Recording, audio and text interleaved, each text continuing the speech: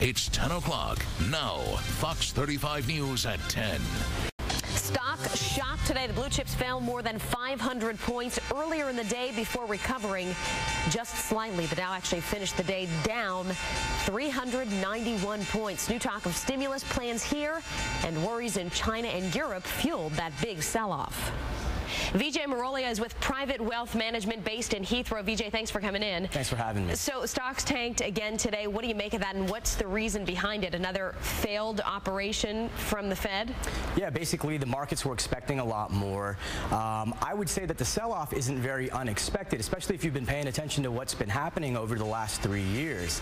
The stock market already had priced in Operation Twist, which is basically the Federal Reserve trying to lower long-term interest rates. The problem is that interest rates aren't the root of the problem. We have structural problems, and I think the biggest one is the job situation. So you don't see something like this turning things around in the near future? I do not. In fact, it could make things worse, Sunny. Imagine if you are a retiree living on a fixed income, and that means your portfolio is going to be invested in bonds, probably long-term bonds. And so now your portfolio is going to give you less of a return, and the cost of the things that you need, food and energy, healthcare, is going to continue to go up. So it's taking money out of some consumers' pockets. All right, we want to ask you this too. We saw today that the average household income in Florida has dropped significantly. We're talking anywhere from $3,000 to $4,000 over the past few years. What's the reason behind this, and is it a greater trend?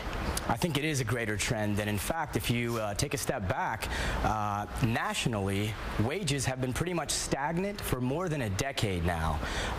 And it's unfortunate because the cost of everything that we do need, like I mentioned before, food, energy, healthcare, education, those are all going up. So what's happening is the consumer is being squeezed, and because the consumer is 70% of our economy, the entire economy is hurting because of it. Vijay, 10 seconds or less, some good that we can perhaps glean from this news, or some direction we can turn in to make ourselves feel better here? Right. So everybody doesn't have to suffer because of this. I really think that people should position their portfolios to take advantage of what's happening. Central banks are printing money like never before.